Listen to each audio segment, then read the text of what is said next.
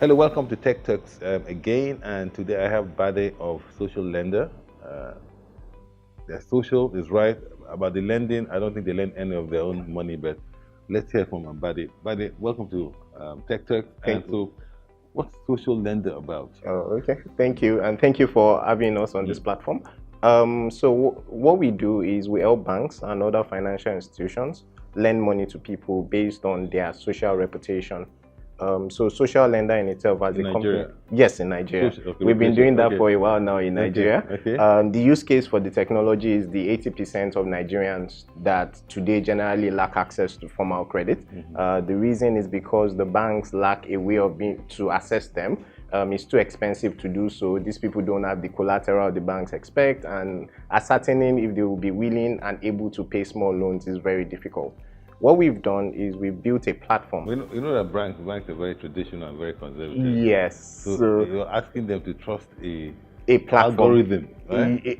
A platform really. So it's not just about the algorithm. Yeah. But the truth is, it's what we are doing is not something that is new in its sense. Okay. 200 years ago in Africa, lending was taking place.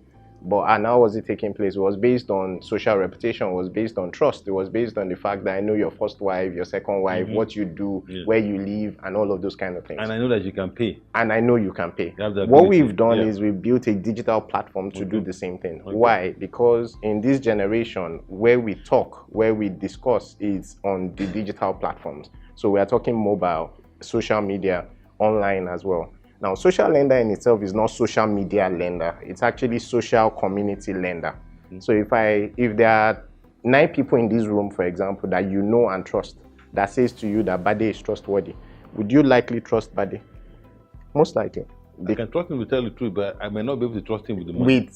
You may not be able to trust him with money at that point, but you can trust him. Of course. Right? Okay. And that's one of the assets that is required for lending. Of course. That is the solution. That is what social lender solves. Now, being able to ascertain ability to pay, there are several ways of doing that as well. But the key point is that how do I know if I can trust this person? Not all Nigerians are bad, for example. So I guess the trust bit is the willingness to pay. Yes. Right? Regardless of whether he has the ability. Regardless of if he has the ability. Which is what banks cannot find out from kind of financial cash flow. Yes. Banks financial data. So you're looking at non-financial data. Non-financial. To help banks. So how many banks? How many institutions? Banks have taken this up? Yeah. So currently there are 4 partners. In Nigeria there are 3, and then there's 1 in South Africa. Okay. So ABSA in South Africa, and then Sterling Bank in Nigeria. I Trust, which is a partnership with World Bank in Nigeria. Then there's a 3rd bank which hasn't launched. So I can't disclose their name at the moment. And we are speaking with Diamond Bank as well. I'm looking forward to launching with Diamond Bank soon as well. Fantastic. So how did you start social lending? What were you doing before you took this launch? See this up. Okay, well, for me, so I'm the CTO for Social Lender. I've been in technology for a while. We've actually, in another life, we've been doing a lot of work for banks as well, from development to technology to different things along that line for about 10 or so years or so before Social Lender came along. For the CEO, that's Faith. She's been in the financial space. She was in investment banking for a while as well. And what we were doing was just thinking about, what are the stuff that we can do right now that nobody's thinking about? This is as far back as 2013, 2014, before, and then it hit us that, there's a big problem here.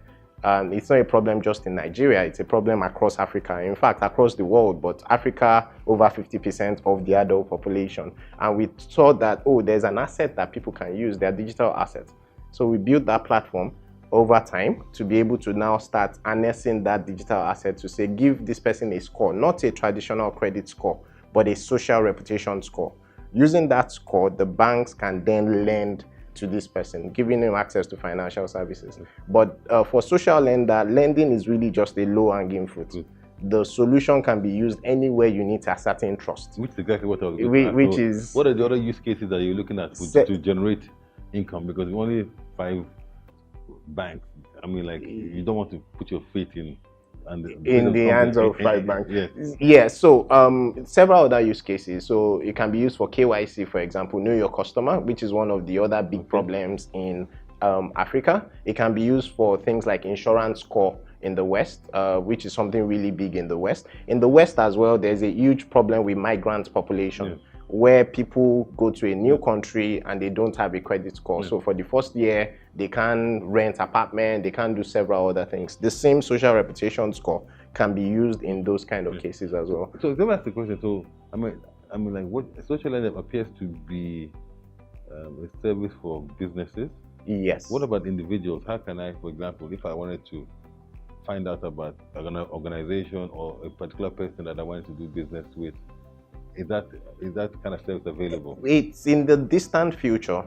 So I mean, we've discussed things like that, but we've also had to focus, right? So our focus today is that the consumer market, the individuals, how can an organization access them?